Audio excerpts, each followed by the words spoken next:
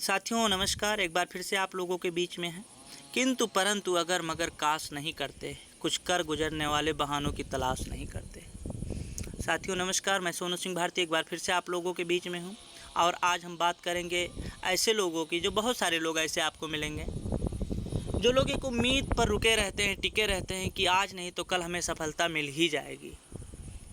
और इस उम्मीद में वो तो अपना कैरियर तो ख़त्म करते ही करते हैं, साथ में अपने फैमिली का भी भविष्य बहुत ख़राब कर देते हैं और दिन प्रतिदिन महीना साल गुजार देते हैं, लेकिन सफलता नहीं मिलती है।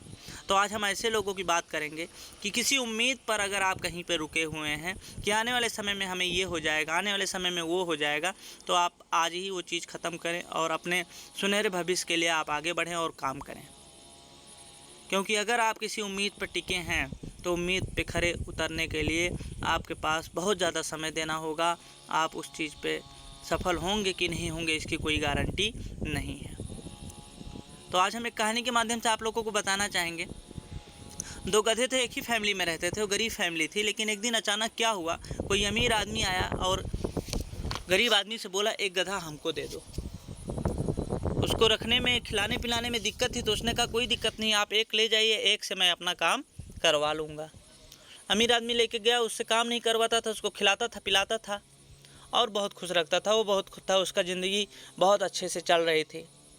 लेकिन जो गरीब के घर में ही रह गया, वो दिन भर काम करता था, शाम को खाने के लिए अच्छा भोजन नहीं मिलता था, पानी नहीं मिलता था, सोने की कोई व्यवस्था नहीं होती थी, उसी तरह से साधारण चल रहा था।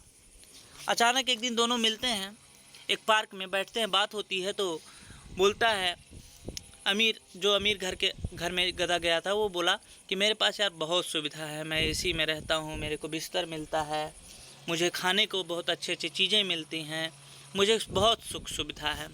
इतने में वो गरीब घर का जो गधा था वो रोने लगा, कहा यार मेरे को तो बहुत दिक्कत है, लेकिन मैं आऊँगा नहीं तेरे साथ। कहा नहीं, तू मेरे साथ आ जा, मैं अपने मालिक से बात करूँगा, वो तुझको भी रख लेगा, क्योंकि मेरा मालिक बहुत अच्छा है और उसके पास कोई दिक्कत नहीं है, वो भी तुझको एसी में रखेगा, खिलाएगा पिलाएगा। लेकिन कहा नहीं, मैं नहीं जाऊँगा। बोला ऐसी कौन सी बात है कि तू नहीं आएगा?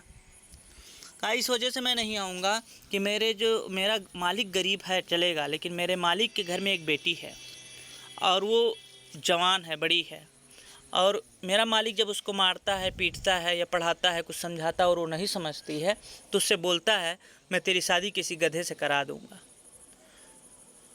तो अगर मैं चला आऊँगा तो दूसरे किसी गधे से शादी करा देंगे। तो मैं इसी उम्मीद में रुका हूँ कि मालिक मेरा कब उस लड़की से शादी कराएगा और शादी होने के बाद में वो सारी सुख सुविधा मुझे भी मिलेगी जो मेरा मालिक थोड़ा सा अच्छे से करता है।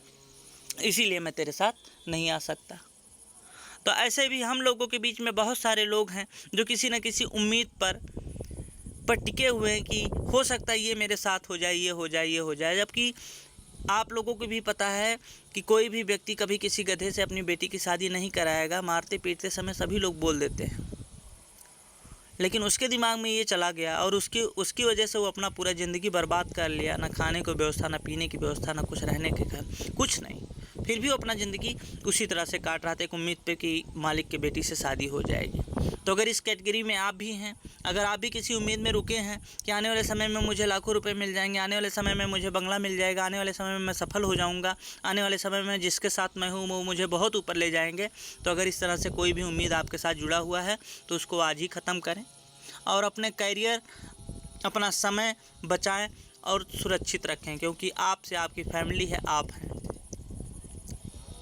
तो आपको ये टॉपिक कैसा लगा आप कमेंट ज़रूर करिएगा। फिर मिलते हैं आपसे नेक्स्ट टाइम नेक्स्ट टॉपिक के साथ। जय हिंद, जय भारत।